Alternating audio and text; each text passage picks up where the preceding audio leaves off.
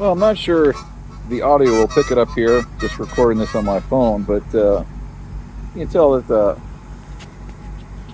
Cadillac is, in addition to just purring beautifully these days, is idling a bit higher.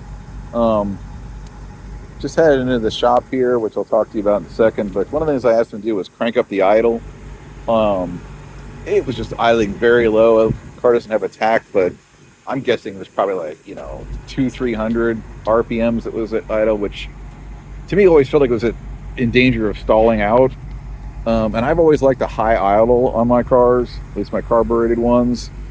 First car I ever owned myself was a 79 Mercury Zephyr.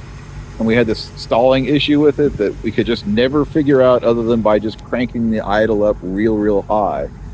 And as a result, I actually drove that car around with about a 1200 RPM idle, which I know sounds kind of ridiculous. But so when I was in the shop, I asked them, for those who don't know, the Cadillacs had specific carburetors made for them in the 50s. Couldn't get them anywhere else. And really, it's a job to swap them into something else. So like when I took it off and looked at it, it doesn't have the standard screws to just adjust the choke and idle. So I had them do it while I was in there, and it's probably not high, but it's probably idling about 500-600 now. About where I like it. What it was in the shop for was steering leak. You can probably actually still see some residue down in here. Get you in a bit closer. I was leaking steering fluid, and it was weird. Like it would leak sometimes, hardly at all. Like in a month, nothing. And then, in a few days, all of a sudden, I thought it was either here in the steering pump, or somebody who looked at it actually said they thought it was in the steering gearbox itself. That would be down in there. But I've had cars with bad steering gearboxes before, and it's going when it like has a bunch of slop in it. A lot of play in it, and mine did not have that. So it turned out it was just a bad hose, kind of in an odd place, but they were able to fix that. But anyway, so she is back. Fortunately, was not there long enough to get dirtied up from my, I guess a little bit I can see here, from my nice cleaning from the previous Cadillac video. But yeah, good to have her home. Boy, I hope we can just cruise along with some nice late summer, fall cruising with the car and just enjoy it. But boy, I tell you, she is just a purr. Ooh, listen to that.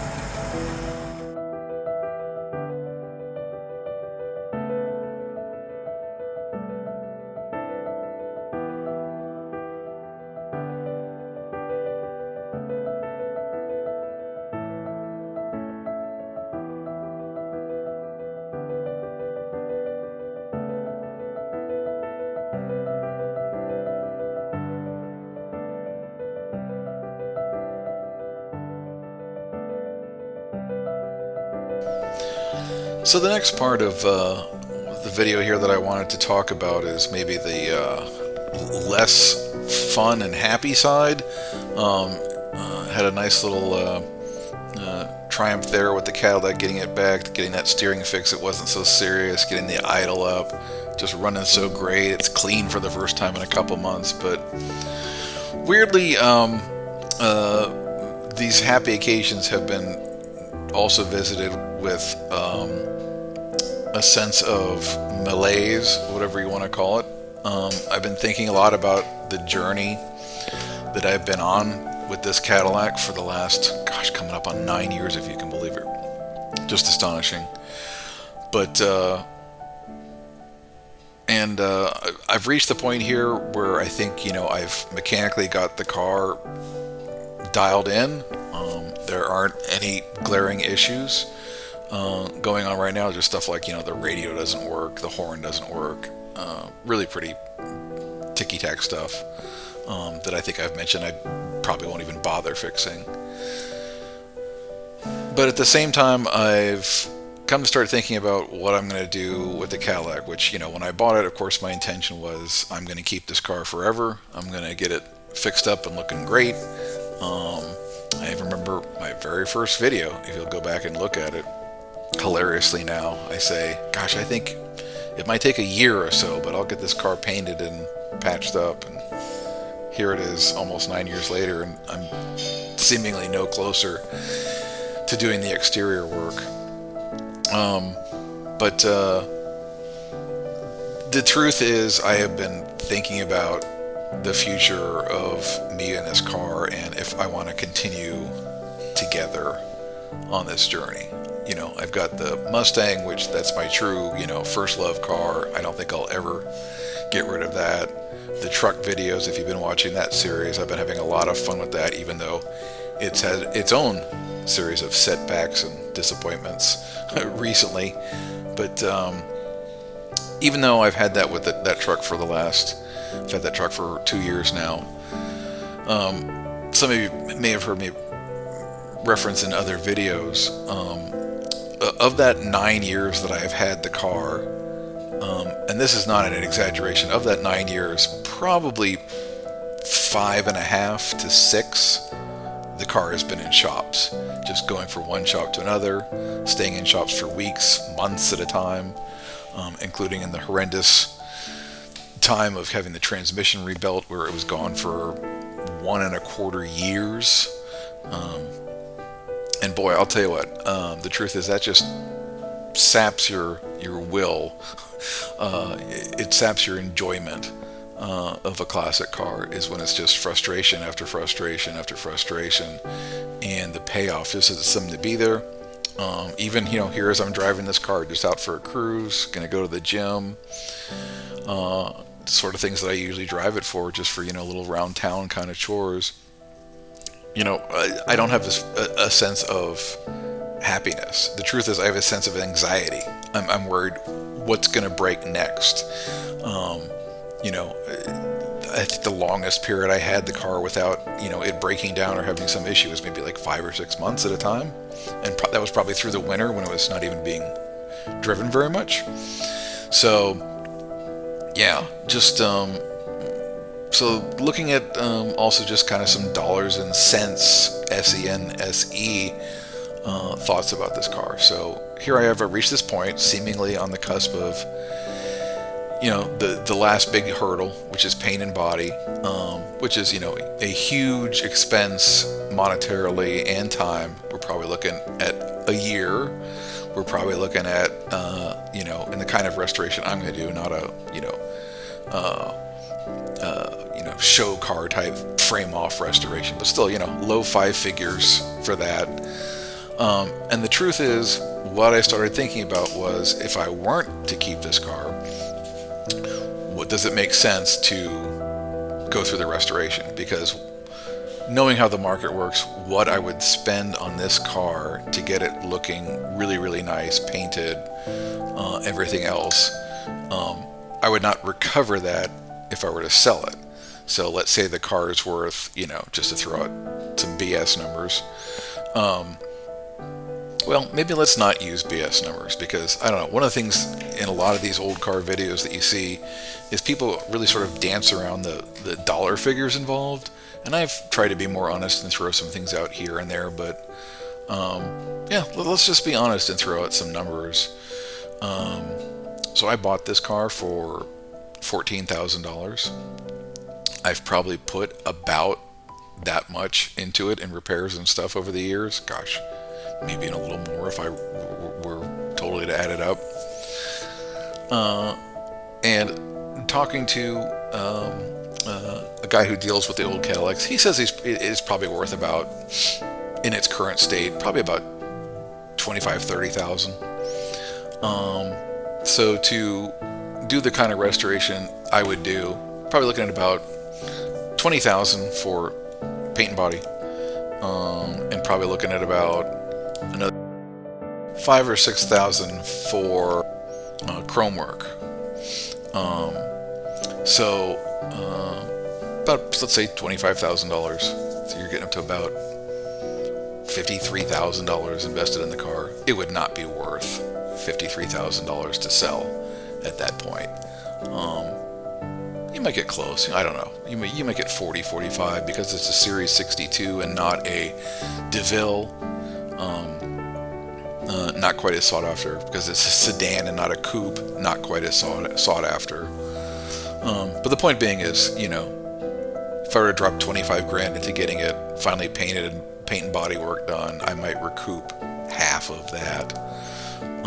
So does that make sense if I'm going to sell it? There's also the question of the emotional cost of how much more do I want to keep investing my time, my sweat, my anxiety into this car for the return of positive energy that I get back from it.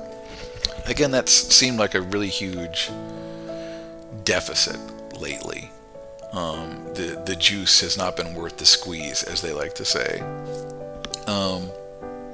But maybe on the flip side of that, maybe if I were to go ahead and finish it, even if I were then turn around and sell it, and not quite, kind of taking quote-unquote a loss from that extra work invested, maybe I would get an emotional payoff of like, hey, I finished it, I stayed on the journey with this car to the end, and then I decided that it's time for us to part ways. Or, who knows, maybe I reach that point, I'm looking at that thing, finally looking so shiny and pretty, and I say to myself, you know what, I am going to keep it. And I don't really care what I can get out of it. Too many people, I think, in the car hobby are just in it primarily for the money. I know a lot of people who flip cars, short or long term. They'll buy a car, keep it for a few months, keep it for a few years even. But if somebody comes along with a good enough offer, they're going to take it. And then they're ready to get to the next car. That's the other thing I wanted to talk about, which is the truth is, even once you buy a car and you're messing with this, I still look at old car classic ads, on Facebook, on the Car Trader, the different classic sites. And I look at them and I say to myself, just looking at what's out there, what the market is going for, and I have to say, I've kind of had a bit of a bug for another car, one or two different kinds that I've been looking at. Won't talk to you about those right now, but yeah, and it's almost like, I hate to say it, like that feeling of like, when you have a girlfriend and you have the usual ups and downs of that relationship, but when you start finding yourself looking at other girls, that's the point at which you realize maybe not everything's right with the relationship I have, whether I do actually dump this girl or dump this car and go to another car. I don't know, just that fact that itch is there tells me something. And finally come down to just the tough truth, which is that the joy of owning this car is really not there anymore. I mean, it's there, but it's, like I say, it's coupled with that anxiety, it's coupled with that feeling of just, I just want to be done. I just want to be done with fixing this car, and I just want to drive it and enjoy it. And that's been tough. That has been tough. I will admit it. But another thing is, and I think you may have heard me say this once or twice before in other of these sort of contemplative driving videos, is something I've come to recognize, a little pearl of wisdom acquired kind of later in life, is just the recognition that everything in life, whether it's a job, it's a relationship, it's raising a kid, it's a pet, it's a car, it's a house, everything has a beginning, a middle, and an end. And the beginning is the exciting time, because that's when everything's fresh and new and you're just, pumped up about the new thing. The middle is kind of the part where you're really just cruising along and enjoying it, and everything's on an even keel, and you're just reaping the rewards and the benefits of that thing. And the toughest part is the end, and recognizing when the end is here, and when it's time for the end to be here. And I'm not decided that the ending time is here for me with this car, but I'm thinking about it. I'm just thinking about it. So that's where we are with the Cadillac. Oddly at a high point where things are really good and things really seem dialed in with a car. This is where I'm at mentally and emotionally. So, just thought I'd share it with you, tell you what the ups and downs of classic car ownership is really like. Thanks for watching.